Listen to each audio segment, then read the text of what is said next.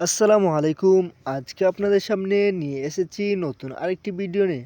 আজকের ভিডিওতে আমরা কথা বলবো ফারহান আলী ওয়াহিদকে নিয়ে। বিদেশে কেরিয়ার করার সুযোগ, ভালো লিগ, ভালো ভবিষ্যৎ, তবুও শেষ পর্যন্ত বাংলাদেশ কেন এমন সিদ্ধান্ত নিলেন ফারহান আলী ওয়াহিদ? আজকের ভিডিওতে জানবো আসল কারণ।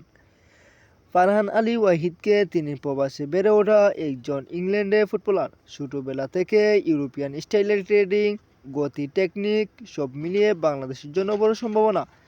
বিদেশে সুযোগ কী ছিল? হ্যাঁ, ছিল উন্নত অবকাঠামো, বেশি এক্সপোজার, সব কিছুই হাতের কাছে। চাইলে অন্য দেশেও চেষ্টা করতে পারতেন। তাহলে কেন বাংলাদেশ? এখানে আসল আবেগ, পরিবার, শিকড়, দেশে জার্সি পরার স্বপ্ন, এগুলো টাকার থেকেও বড়। বাংলাদেশকে নতুন উচ্চতায় নিয়ে নিজের ভূমিকা রাখতে চান তিনি। দলের জন্য কতটা গুরুত্বপূর্ণ হতে পারে?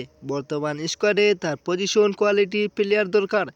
গতি আর আক্রমণভাগে তিনি গেম চেঞ্জার হতে পারেন। ফুটবল প্রেমীরা দারুণ খুশি। অনেকেই বলছে নতুন প্রবাসীকেও বাংলাদেশে ফুটবলের চেহারা বদলে দিতে পারে। যদি সব কাগজপত্র ঠিক থাকে, খুব শীঘ্রই লাল সবুজ জার্সিতে মাঠে নামতে পারেন।